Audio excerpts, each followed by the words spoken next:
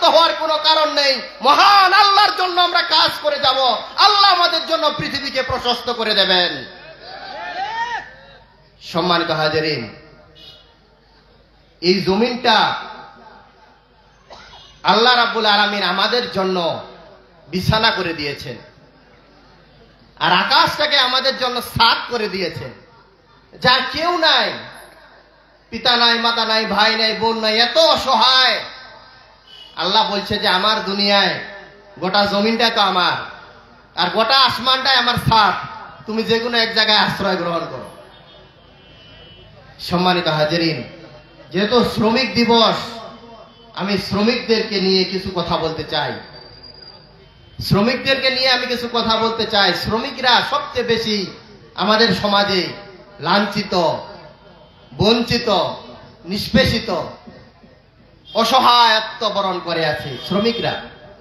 অথচ এই শ্রমিকদের ব্যাপারে আল্লাহ রাসূল বলেছেন, আল কাসিবু হাবিবুল্লাহ, যারা শ্রমিক, যারা নিজের হাত দিয়ে কর্ম সম্পাদন করে, জীবিকার নির্বাহ করে, কাসিবুল্লাহ, আল কাসিবু হাবিবুল্লাহ, তারা হচ্ছে আল্লাহর বন্ধু। বলেন সুবহানাল্লাহ। শ্রমিকরা কার বন্ধু? বলেন, জোরে বলেন, শ্রমিকরা কার বন্ধু? সুতরাং এই শ্রমিক অনেক প্রকারের আছে, অনেক প্রকৃতির আছে শ্রমিক। ধরেন আজকে যে আমরা মাহফিলটা করছি, এই যে মাহফিলের প্যান্ডেল সাজানো হয়েছে, স্টেজ সাজানো হয়েছে, এটা কি আমরা নিজে করছি? আমি করছি? সভাপতি সাহেব করছে? ইমাম সাহেব করছে? বাজারে বড় বড় ব্যবসায়ীরা করছে? এই কাজটা যে করছে তিনি একজন শ্রমিক। স্টেজটা যে সাজালো, প্যান্ডেলটা যে সাজালো, এত সুন্দর যে করে যে আমাদেরকে একটা পরিবেশ করে দিলেন, এটার অবদান কার? শ্রমিকদের অবদান। এরপরে এই যে দোকান ঘরগুলো আছে, এই পাশে দোকান ঘরগুলো আছে, এই ঘর, এই প্লাজা কি মালিকরা তৈরি করছে না শ্রমিকরা তৈরি করছে? চিন্তার জগৎকে প্রসারিত করতে হবে, আমাদেরকে ভাবতে হবে, আমাদেরকে আমাদের মগজ দিয়ে চিন্তা করতে হবে। টাকার অহংকার, সম্পদের অহংকার, আলহাকুমুত তাকাসুর হাত্তা যুরতুমুল মাকাবির, আমরা একে অপরের সম্পদ নিয়ে ব্যস্ত, দুনিয়া নিয়ে ব্যস্ত, এটার শেষ হবে হাত্তা যুরতুমুল মাকাবির, কবর পর্যন্ত যখন চলে যাব তখন আমাদের সব আয়েশ, সব খায়েশ শেষ হয়ে যাবে। কি ঠিক কিনা বলেন? আমার কথা হলো, শ্রমিকদের মর্যাদা আল্লাহ রাসূল দিয়েছেন। কি মর্যাদা দিয়েছেন? আল্লাহ রাসূল বলেছেন, উতুল আজিরু আজরাহু ক্বাবলা ইউযাফফা ইরকাহু, শ্রমিকের ঘাম শুকানোর আগে তার পারিশ্রমিক দিয়ে দাও। বলেন সুবহানাল্লাহ। তার ঘাম শুকানোর আগে তার পারিশ্রমিক দিয়ে দাও। আপনারা যারা শ্রমিক, আমাদের মানুষের কাছে মর্যাদা বেশি নেওয়ার না নিলেও চলবে, কেননা আল্লাহ এবং আল্লাহ রাসূল আমাদের মর্যাদা দিয়েছেন। আমার একটা জুতা ছিঁড়ে গেলে কার কাছে যাই? জুতা ছিঁড়ে গেলে কি মাদ্রাসার শিক্ষকের কাছে যাই? কলেজের শিক্ষকের কাছে যাই? জুতা ছিঁড়ে গেলে আমার জুতা সেলাই করা যে কর্মচারী রয়েছে, যে শ্রমিক রয়েছে, যে মুচি রয়েছে, আমরা তার কাছে যাই। কি ঠিক কিনা বলেন? আমার যখন চুল দাড়ি বড় হয়ে যায়, মচ বড় হয়ে যায়, আমরা কার কাছে যাই? আমরা সেলুনের কাছে যাই, অর্থাৎ তারা শ্রমিক। এই সেলুনগুলো আছে বিধায় আপনাকে আমাকে সুন্দর দেখায়। এই সেলুনগুলো, এই শ্রমিকগুলো যদি না থাকতো, চুল বড় হয়ে, দাড়ি বড় হয়ে, মচ বড় হয়ে বন্য পশুর মতো আমরা ঘুরে বেড়াতাম। কে ঠিক কিনা বলেন? মর্যাদা দিতে হবে তাদেরকে, মর্যাদা দিতে হবে শ্রমিকদেরকে। আপনি হোটেলে যান, চা খাইতে বসেন, আপনি বলেন যে একটু শুধু গ্লাসটাতে একটা ময়লার টুকরা পড়ছে, এটা নিয়ে দাও, পরিষ্কার করে নিয়ে আসে। একটু চা দিয়েছে, চাটাতে একটু দাগ আছে কাপটাতে, আপনি বলেন যে এটা নিয়ে যাও, এটা পরিষ্কার করে নিয়ে আসো। ওই শ্রমিক যদি না থাকতো হোটেলে, হোটেল শ্রমিকগুলো যদি না থাকতো, তখন বোঝা যায় তো আপনি কত পরিষ্কার, কত পরিচ্ছন্ন। নিজের কাম নিজে ধুয়ে খেতে হতো, নিজের গ্লাস নিজেকে ধুয়ে খেতে হতো। এই শ্রমিকগুলো আছে বিধায় পরিষ্কার পরিচ্ছন্ন পাত্রে, গ্লাসে, কাপে আমরা নাস্তা খেতে পারি, ভাত খেতে পারি। কি ঠিক কিনা বলেন? হোটেল শ্রমিকের মর্যাদা রয়েছে, হোটেল শ্রমিকের মর্যাদা রয়েছে, সেলুন শ্রমিকের মর্যাদা রয়েছে, মুসি শ্রমিকের মর্যাদা রয়েছে। এরপরে আসেন আপনারা, আমরা যে দালান কোঠা করি, ঘর তৈরি করি, এই ঘর তৈরি কি আমরা নিজেরাই করি? আমরা কি ঘরটা নিজেই তৈরি করি? দুইটা ইট গাঁথানের সামর্থ্য আমাদের নাই। একটা সিমেন্ট বালু দিয়ে মশলা মাখায় ওটা মাথায় করে নিয়ে যাওয়ার সামর্থ্য আমাদের নাই। শ্রমিক ভাইরা মাথার ঘাম পায়ে ফেলে, তাদের ঘাম ঝরিয়ে পরিশ্রম করে আমাদের জন্য থাকার ঘর তৈরি করে দেয়। কি ঠিক কিনা বলেন? তারা যদি আমাদের জন্য থাকার ঘর তৈরি করে না দিত, স্ট্রাইক করতো, যদি না কাজ করব না, তাহলে আমরা বিল্ডিং ঘরে থাকার স্বপ্ন দেখতে পারতাম? শ্রমিকরা আমাদের 4 তলা বিল্ডিং তৈরি করে দেয়, 2 তলা বিল্ডিং তৈরি করে দেয়, থাকার জন্য ঘর তৈরি করে দিয়ে তারা কুড়ে ঘরে, টিনের ঘরে, ছাপরার ঘরে তারা জীবন যাপন করে। কি ঠিক কিনা বলে? আল কাসিবু হাবিবুল্লাহ। এই শ্রমিকরা আল্লাহর বন্ধু, এই শ্রমিকরা আল্লাহর বন্ধু। আপনার দাপট দেখানোর, ক্ষমতা দেখানোর বহু জায়গা আছে, সেখানে গিয়ে দেখান। আমার শ্রমিক ভাইদের সাথে বাহাদুরি দেখাইয়েন না। আমার শ্রমিক ভাইদেরকে বুকে টেনে নেন, আমার শ্রমিক ভাইদেরকে আত্মার সাথে সম্পর্ক তৈরি করেন। আমার শ্রমিক ভাইরা যদি সবকিছু বন্ধ করে দেয়, সব কাজ বন্ধ করে দেয়, এই জমিনটার জমিন থাকবে না, পৃথিবী তার বসবাসের উপযোগী, মানুষের উপযোগী বসবাসের পৃথিবী থাকবে না। এটা বন্য, এটা ইয়াতে পরিণত হবে, জঙ্গলে পরিণত হয়ে যাবে। কি ঠিক কিনা বলে? যারা আমরা আমাদের ভাষায় বলি মেথর, নামটা শুনলেও অনেকের নাক ছিটকায়। ওরা যদি বাজার পরিষ্কার না করে, ড্রেন পরিষ্কার না করে, টয়লেট পরিষ্কার না করে, আপনার আমার কি অবস্থা হবে? নিজে কয়জন পরিষ্কার করতে পারবেন? কয়জন পরিষ্কার করতে গেছেন? চিন্তার জগৎকে প্রসারিত করতে হবে।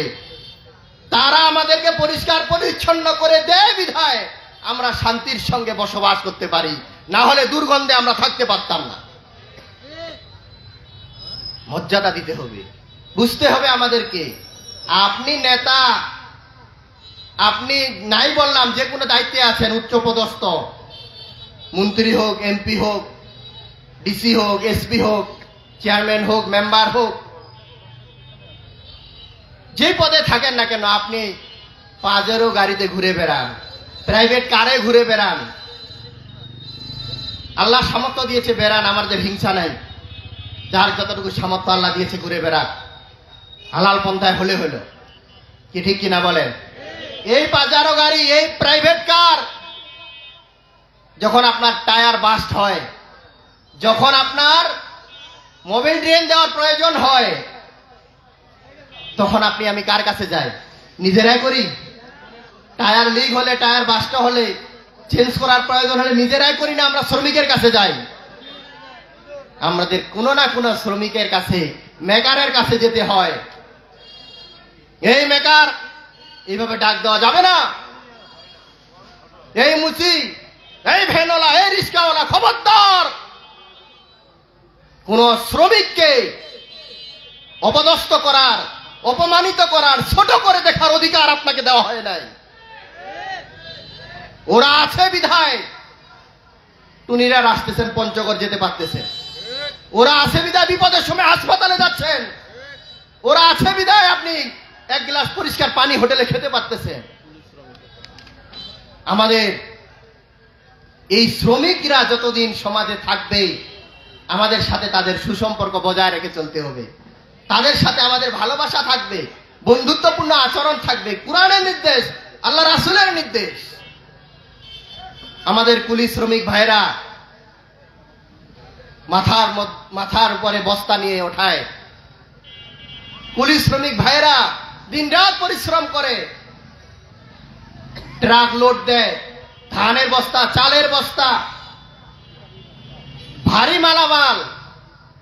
আমি মাঝে মধ্যে খেয়াল করি, আল্লাহ, তারা যে পরিশ্রম করছে, এরা যদি খালি নামাজি হয়, এরা যদি শুধু নামাজি হয়, আল্লাহর দিন কায়েমের যদি স্বপ্ন দেখে, কায়েম হোক আর না হোক, শুধু যদি নামাজি হয় আর নিজের পরিবারটাকে যদি একটু ইসলামের মধ্যে রাখে, পর্দায় রাখে, আর যদি মনে করে যে আল্লাহ এই জমিনে তোমার দিন কায়েম হোক, ইসলাম প্রতিষ্ঠা হোক, 500 বছর আগে আল্লাহ ওই শ্রমিকদের আল্লাহর জান্নাতে দিয়ে দিবেন। বলেন সুবহানাল্লাহ। কিন্তু আমাদের শ্রমিক ভাইরা করে কি, এত পরিশ্রম করে, এত কষ্ট করে, নামাজের সময়টাতে আর নামাজে যায় না। এখন তো কথাটা খারাপ লাগতেছে, কথা কি ঠিক?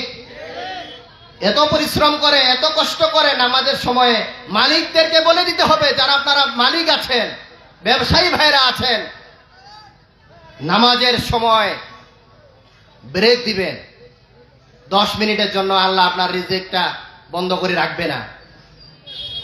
আমি পঞ্চগড় বাজারে একদিন তারাবি নামাজ মাঝে মধ্যে পড়ছি, বলতেই হয়, আলহাজ নাজিমউদ্দিন ক্লোথ স্টোর, ইসমাইল হাজি সাহেবের ছেলের দোকান, ইমদাদুল হাজি আর নাজিম হাজি, দেখবেন আপনারা। দেখলাম যে আজান হয়ে গেল, এরা কি করছে, দোকানের ঝাপটা ফালায় দিয়ে ওখানে লিখে দিল তারাবি নামাজের বিরতি, তারাবি নামাজ শেষে আবার দোকান খোলা হবে। বলেন সুবহানাল্লাহ। দৃষ্টান্ত হওয়ার দরকার এরকম। তাদের কর্মচারী 5-7 জন কর্মচারী, আর ঈদের সময় আমি তো অবাক হয়ে যাই, ঈদের সময় এত বেচা কিনা বন্ধ, 15 মিনিট, 20 মিনিট, আধা ঘন্টা আল্লাহ রিজিকের দুয়ার বন্ধ করে দেবে না। প্রয়োজনে এই নামাজীদের কারণে, এই শ্রমিকদের নামাজ আদায়ের সুযোগ করে দেওয়ার কারণে আল্লাহ তাআলা তার উত্তম রিজিকের ব্যবস্থা করে দিবেন। বলেন সুবহানাল্লাহ। রিজকুন কারীম, রিজকুন কারীমের ব্যবস্থা করে দিবেন। সম্মানিত হাজিরিন, এরপরে প্রয়োজনে ভাগ করে যাওয়া যায়। 2 জন আগে গেল, ওরা আসবে, পরে 2 জন যাবে।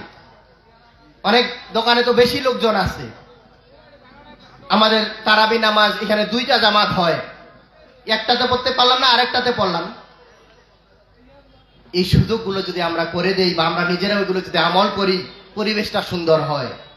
মক্কা মদিনায় কি করে, যারা হজে গেছেন, আমাদের এখনো সুযোগ হয় নাই, আল্লাহ যেন আমাদের হজ করার, হজ্জে যাওয়ার, মক্কা মদিনা দেখার তৌফিক দান করেন, বলি আল্লাহুম্মা আমিন। অনেকে এখানে নিয়ত করেছেন, আল্লাহ কবুল করুন।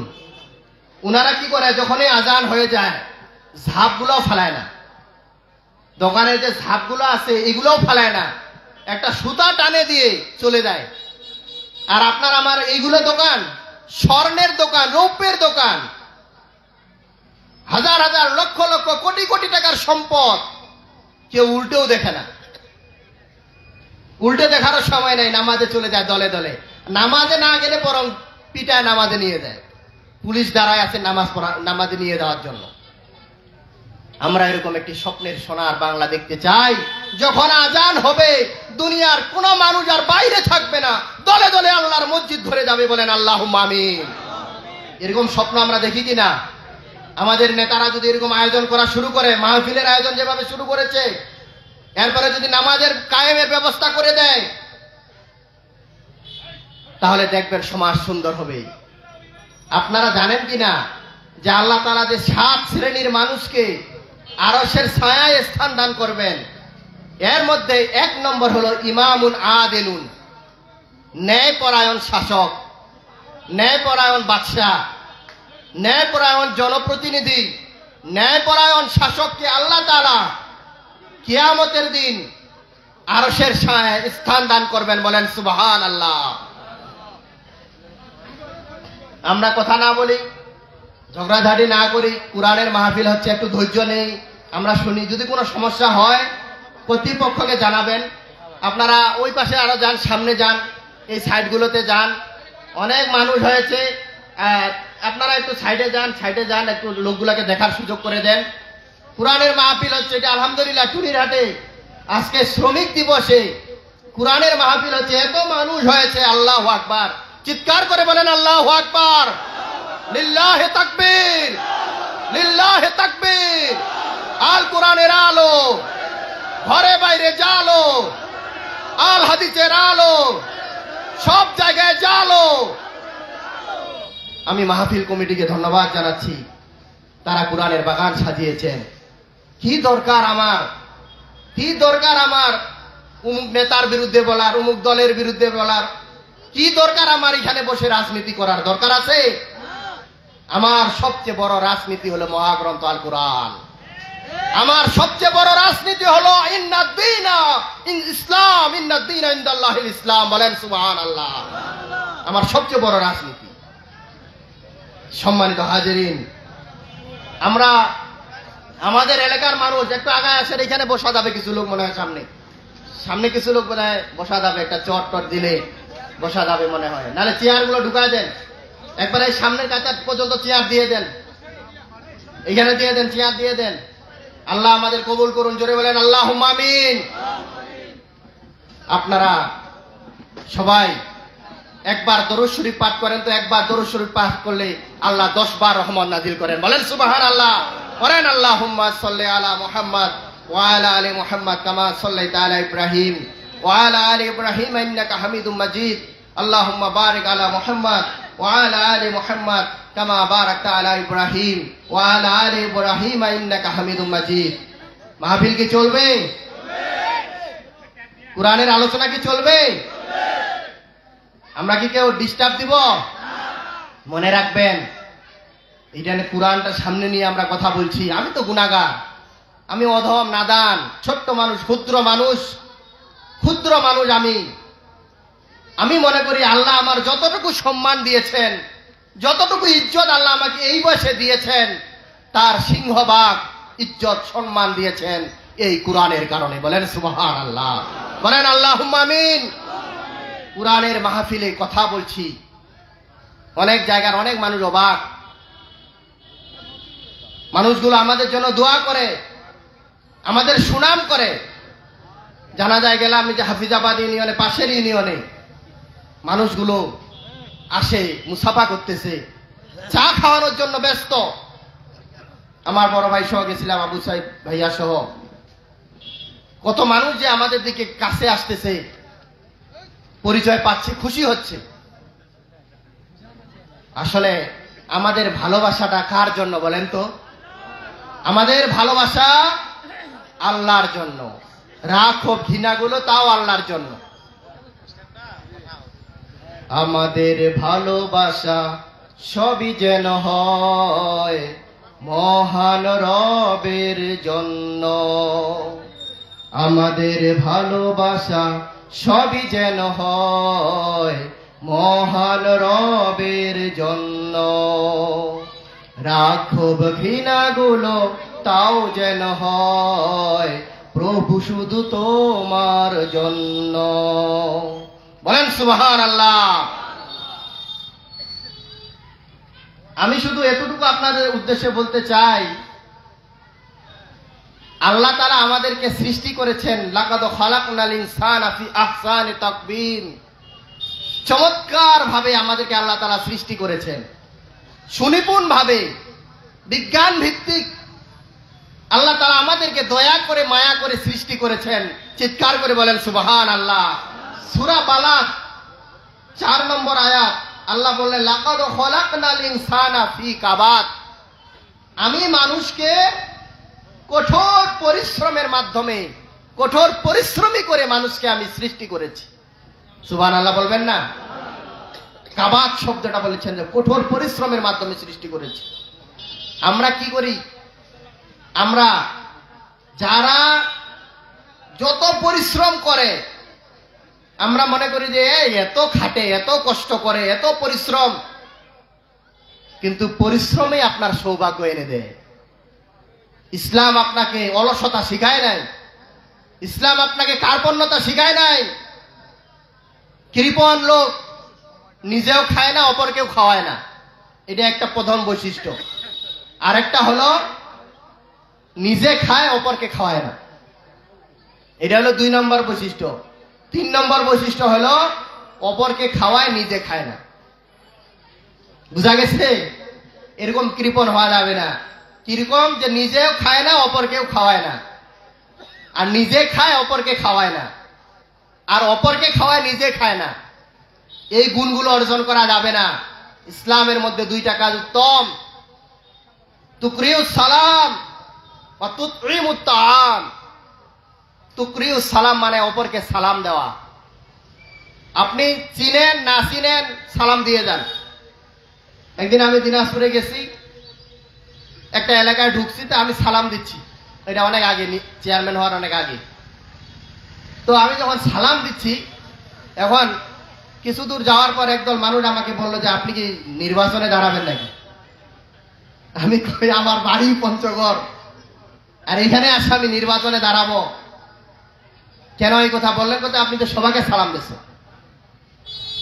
দেখেন তাহলে, মুসলমান, আমরা মুসলমান। পরিচয় যখন পেলে কোথায় বাসা, আমি বললাম যে পঞ্চগড়। কি নাম? তোফায়েল প্রধান। কত? শফিউল আলম প্রধানের পদে তোমরা গোষ্ঠী? ওই বলে ওইখানে নির্বাচন করছে। আমি বললাম যে গোষ্ঠী না, আমাদের পরিচিত। সম্মানিত হাজিরিন, অনেক মানুষ আছে ভালোটাকে ভালো চোখে দেখে না। আপনি যদি সালাম দেন, একজন মানুষকে যদি সালাম দিতে থাকেন, আল্লাহ রাসূল বলেছেন যে আগে সালাম দেয় সে গর্ব অহংকার থেকে মুক্ত থাকে। বলেন সুবহানাল্লাহ। আনাস রাদিয়াল্লাহু তাআলা আনহুর ঘটনা আমি সব জায়গায় বলি, এটা এত ভালো লাগে এই জন্য বলি।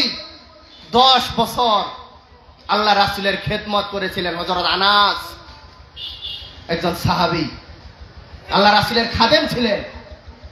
তা আনাস রাদিয়াল্লাহু তাআলা আনহু বর্ণনা করছেন যে আমি 10 বছর আল্লাহ রাসূলের খেদমত করেছি, কোনদিন আমি আল্লাহ রাসূলকে আগে সালাম দিতে পারি নাই। সব সময় আল্লাহ রাসূল আগে আমাকেই সালাম দিতেন। চিৎকার করে বলেন সুবহানাল্লাহ।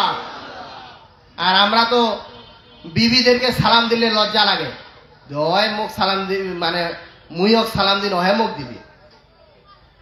আল্লাহ রাসূলের বিবি হযরত আয়েশা রাদিয়াল্লাহু তাআলা আনহা বর্ণনা করছেন যে আমি আল্লাহ রাসূলকে আগে সালাম দেওয়ার জন্য প্রতিযোগিতা করতাম।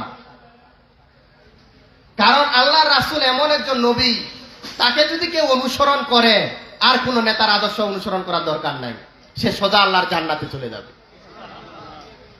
আয়েশা রাদিয়াল্লাহু তাআলা আনহা বর্ণনা করছেন, আল্লাহ রাসূল যখন বাড়িতে ঢুকতেন, আমি দরজার মধ্যে লুকায় থাকতাম যে আজকে আমি আগে আল্লাহ রাসূলকে সালাম দেব, আল্লাহর নবীকে আগে সালাম দেব।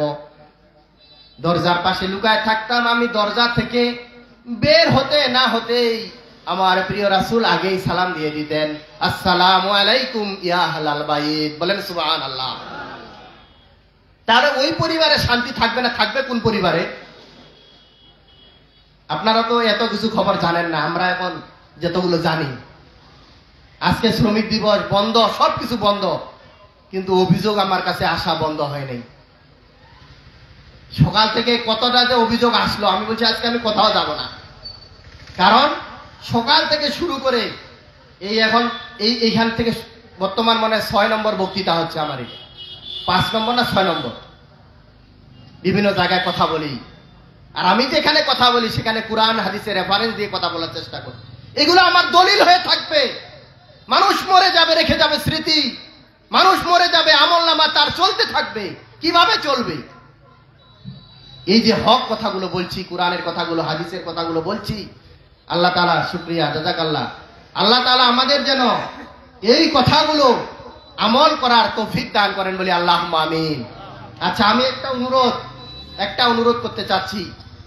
আমরা এখানে যারা আছি, যারা আয়োজন করেছেন, যারা এখানে স্টেজে আছেন এবং আপনারা যারা আছেন, আমরা এই কথা তো সবাই জানি যে নামাজ ছাড়া মুক্তি নাই, আছে?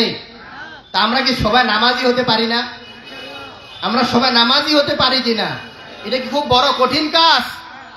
আমরা আল্লাহকে হাত দেখায় দিই, আল্লাহকে হাত দেখায় দিই, আল্লাহ আমরা নামাজি হব। আমরা 5 ওয়াক্ত নামাজ পড়বো, আল্লাহ তোমার হুকুম মতো চলবো, আল্লাহ তোমার দ্বীনের পথে চলবো, আল্লাহ তোমার হালাল ব্যবসা করবো, আল্লাহ হারামের সাথে জড়িত হব না। কবিরা গুনাহের সাথে জড়িত হব না, সুদ খাবো না, ঘুষ খাবো না, অন্যায় করব না। আল্লাহ আমরা নামাজি হব, আল্লাহ আমরা তোমার গোলাম হব। আল্লাহ আমাদের কবুল করো। জোরে বলেন আল্লাহুম্মা আমিন, জোরে বলেন আল্লাহুম্মা আমিন। আপনাদের হাতগুলো ফুটন্ত গোলাপের মতো ফুটে আছে। এই হাতগুলো যেন আল্লাহ তাআলা আরশে আজিম পর্যন্ত কবুল করে নিয়ে জান্নাত উপযুক্ত ব্যক্তি হিসেবে আমাদের কবুল করে নেন, বলি আল্লাহুম্মা আমিন। সম্মানিত হাজিরিন, এই আয়াতে আল্লাহ তাআলা বলছেন, ইয়া আইয়াতুহান নাফসুল মুতমাইন্না, হে প্রশান্ত আত্মা তুমি আমার দিকে এসো। হে প্রশান্ত আত্মা, ইরজিই ইলা রাব্বিকি রাদিয়াতাম মারদিয়া, তুমি এমন ভাবে তোমার রবের দিকে আসো যেন তোমার রব তোমার উপরে খুশি। ইরজিই ইলা রাব্বিকি রাদিয়াতাম মারদিয়া, তোমার রবও তোমার উপরে খুশি, তুমিও তোমার রবের উপরে খুশি। বলেন সুবহানাল্লাহ। এমন ভাবে তুমি আমার দিকে আসো। আল্লাহ ডাকছেন, ইয়া আইয়াতুহান নাফসুল মুতমাইন্না, হে প্রশান্ত আত্মা। আমাদের নফসটা এটা কিন্তু কয়েক প্রকারের হয়। নফসে আম্মারা আছে, নফসে লাওয়ামা আছে, আর নফসে মুতমাইন্না আছে। একটা নফস আছে সেটা শুধু আমাদেরকে খারাপের দিকে নিয়ে যায়, হারামের দিকে নিয়ে যায়, গুনাহের দিকে নিয়ে যায়।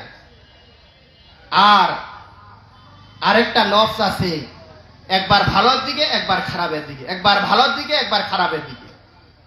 কথা বুঝা গেছে? আর একটা নফস আছে যেটাকে ভালোর দিকে আমাদেরকে সবসময় নিয়ে যায়, শুধু কল্যাণের দিকে নিয়ে যায়, শুধু নেকির কাজে নিয়ে যায়। আমরা কোনখানে থাকবো? খারাপের রাস্তায় থাকবো না ভালো রাস্তায় থাকবো? আচ্ছা, আমাদের যে খারাপ অভ্যাসগুলো আছে এই অভ্যাসগুলো আমরা ছাড়ে দিতে পারি না? পারি কিনা বলেন?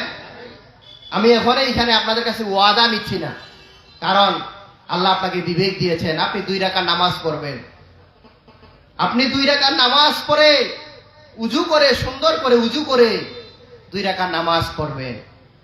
পরে যায় নামাজে বসে আপনি আল্লাহর কাছে হাত তুলবেন। মনের কথাগুলো, মনের আকুতিগুলো, আপনার মনের কামনা বাসনাগুলো, আপনার হৃদয়ের চাওয়া পাওয়াগুলো, আপনার মনের কল্পনাগুলো, নেক বাসনাগুলো আপনার রবকে, আমার রবকে আপনি বলেন। আপনার রবকে বলেন, আপনি প্রশান্ত, আপনার হৃদয় ঠান্ডা হবে, আপনার মুনাজাত আল্লাহ কবুল করবেন। কবুল করে আপনার বাজে অভ্যাসগুলো আপনি দূর করে দেন। পারবেন ইনশাআল্লাহ? আল্লাহ তাআলা বলছেন, উদউনি আস্তাজিব লাকুম, উদউনি আস্তাজিব লাকুম, তোমরা আমার কাছে চাও, আমি তোমাদেরকে দান করব।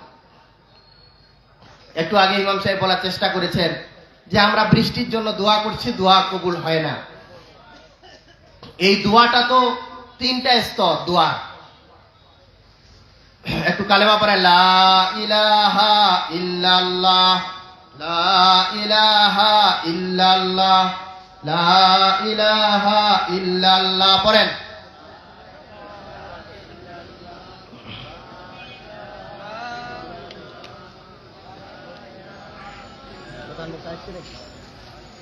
আসলে বলিয়েন।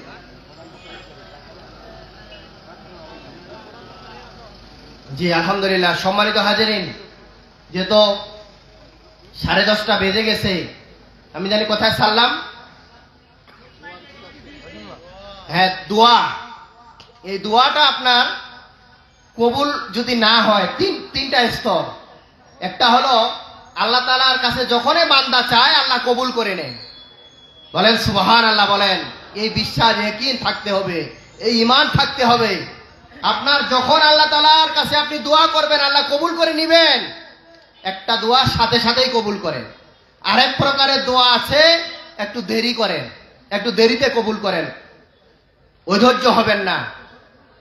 আপনি দোয়া করেন, উস্তাঈনু বিস-সাবরি ওয়াস-সালাত, ধৈর্য এবং নামাজের মাধ্যমে আল্লাহর কাছে সাহায্য চান। আরেকটা দোয়া হলো আল্লাহ তাআলা পরকালের জন্য রেখে দেন। দুনিয়ায় দিয়ে আল্লাহ আপনার উপরে খুশি থাকতে চান না, আল্লাহ পরকালে জান্নাতে আপনার জন্য সেই দোয়াটা রেখে দেন। বলেন সুবহানাল্লাহ। আমরা কোন দোয়া আমাদের বিফলে যায় না ভাই। অনেকে বলে, হ্যাঁ তো চাইলে হবে, আমাদের দোয়ায় তো কবুল হয় না। ঠিক আছে, এখন হারামের সংখ্যা বেড়ে গেছে, হালাল কমে গেছে, গুনাহের কাজ বেড়ে গেছে, যাকাত বন্ধ হয়েছে, ওসর বন্ধ হয়েছে। এই সবগুলো চালু হওয়ার কারণে সব আল্লাহ তাআলা আমাদের দোয়া কবুল করেন না। আর দোয়া কবুলের পূর্ব শর্ত হলো হালাল রিজিক। বলেন সুবহানাল্লাহ, বলেন সুবহানাল্লাহ। নারায়ে তাকবীর, নারায়ে তাকবীর। প্রধান বক্তার আগমন, শুভেচ্ছার স্বাগতম। মাহফিলের পক্ষ থেকে, শ্রমিক ভাইদের পক্ষ থেকে, সভাপতির পক্ষ থেকে, প্রধান অতিথির পক্ষ থেকে, বিশেষ অতিথিদের পক্ষ থেকে, মাহফিলের পক্ষ থেকে, টুনিরাটবাসীর পক্ষ থেকে নারায়ে তাকবীর। দিন ইসলাম, দিন ইসলাম কায়েম হোক, কায়েম হোক। আল কোরআনের আলো ঘরে বাইরে জালো, আল হাদিসের আলো ঘরে বাইরে জালো। সবাই বলেন আলহামদুলিল্লাহ। সম্মানিত হাজিরিন, প্রধান বক্তাকে বসতে দেন, আমি ফিনিশিং এ নিয়ে আসি। আল্লাহ রাসূল একদিন মুসাফা করলেন একজন শ্রমিকের সাথে। শ্রমিকের হাত শক্ত, শ্রমিকের হাতের মধ্যে ফসা পড়ে গেছে। আল্লাহ রাসূল মুসাফা করার পর বললেন যে এই হাতটা জাহান্নামে যাবে না, এই হাতটা আল্লাহর জান্নাতে যাবে। বলেন সুবহানাল্লাহ। কেননা এটা হালাল রিজিক অন্বেষণকারী হাত, এই হাতকে আল্লাহ তাআলা জাহান্নামে নিবে না। শ্রমিকদের যে কত মর্যাদা। একদিন ছোট ছোট শ্রমিক, ছোট বাচ্চা কাজ করছে, খেলতেছে, খেলতে খেলতে পড়ে গিয়ে কেটে রক্ত বের হয়েছে। আল্লাহ রাসূল দৌড়ে গিয়ে তাকে কোলে নিলেন। কোলে নিয়ে এসে বললেন, আয়েশা রাদিয়াল্লাহু তাআলা আনহাকে ডাকছেন, কোথায় তুমি, কোথায়, আসো, রক্ত বের হয়েছে, তুমি তুলা নিয়ে ব্যান্ডেজ নিয়ে আসো। তার আসতে একটু দেরি হচ্ছে। আমার প্রিয় রাসূল তার রক্তটা মুখ দিয়ে চেটে চেটে দিয়ে তার পরিষ্কার করে দিয়েছে। বলেন সুবহানাল্লাহ। আল্লাহ রাসূল যে শ্রমিকদের প্রতি কত রহমশীল, কত দয়ালু, কল্পনাও করতে পারবেন না। এই জন্য শ্রমিক ভাইদের মূল্য আমাদেরকে বুঝতে হবে, শ্রমিকদের সাথে উত্তম আচরণ করতে হবে। শেষ ভাষণ, বিদায় হচ্ছে। আল্লাহ রাসূল বলছেন, ফাল ইউবাল্লিগুল শাহিদ আল গায়েব, ফাল ইউবাল্লিগুল শাহিদ আল গায়েব। তোমরা এখানে যারা উপস্থিত তারা অনুপস্থিতদের কাছে আমার আহ্বানগুলো পৌঁছে দিবে, আমার কথাগুলো পৌঁছে দিবে। আর আল্লাহ রাসূল যখন ইন্তেকাল করেন, ইন্তেকালের মুহূর্তে আল্লাহ রাসূল দুইটা কথা বলে গেছেন। কয়টা কথা বলে গেছেন? আল্লাহ রাসূলের ইন্তেকালের পূর্ব মুহূর্তে দুইটা কথা বলে গেছেন। একটা হলো আসসালাত, আসসালাত, নামাজ ছাড়ো না, নামাজ ছাড়ো না। বলেন সুবহানাল্লাহ। আরেকটা কথা বলেছেন, ওমা মালাকাত আইমানুকুম, তোমরা অধীনস্থদের সাথে সর্বোত্তম ব্যবহার করবে, উত্তম আচরণ করবে। তোমাদের যারা অধীনস্থ তাদের সাথে উত্তম আচরণ করবে। বলেন সুবহানাল্লাহ। এই দুইটা কথা শেষ কথা ছিল আল্লাহ রাসূলের। নামাজ ছেড়ে দেবে না, অধীনস্থদের সাথে উত্তম আচরণ করবে। সম্মানিত হাজিরিন, ইসলাম বলে আপনি যা খাবেন তাই আপনার কর্মচারীদের খাওয়াবেন, যা পড়বেন তাই আপনি আপনার কর্মচারীদের পড়াবেন। এইগুলো ইসলামের বিধান। আমরা যেন শ্রমিক কল্যাণের সাথে আমরা যেন কাজ করি, শ্রমিক বান্ধব হয়ে যেন আমরা কাজ করি, শ্রমিকদের ন্যায্য অধিকার যেন প্রতিষ্ঠা করার জন্য আমরা চেষ্টা করি। মালিক শ্রমিকের সম্পর্ক হবে ভাই ভাইয়ের সম্পর্ক। আজকে যদি শ্রমিকেরা কাজ না করত, সুন্দর পোশাক পরতে পারতাম না। শ্রমিকেরা কাজ না করলে সুন্দর টেবিল চেয়ার হতো না। শ্রমিকেরা কাজ না করলে আমাদের ঘর বাড়ি হতো না। শ্রমিকেরা কাজ না করলে আমাদের রাস্তাঘাট হতো না। শ্রমিকেরা কাজ না করলে এত সুন্দর করে আমাদের এই পৃথিবীটা সাজানো সম্ভব হতো না। সম্মানিত হাজিরিন, আমরা সকলে মিলে শ্রমিকদের জন্য কাজ করব। তারাও আমাদের ভাই, তারাও আমাদের বন্ধু। আসুন আমরা সকলে মিলে এই শ্রমিকদেরকে আল কাসিব হাবিবুল্লাহ, যারা আল্লাহর বন্ধু, তাদেরকেও আমরাও বন্ধু বানাই। এবং আল্লাহ রাসূল যে বলছেন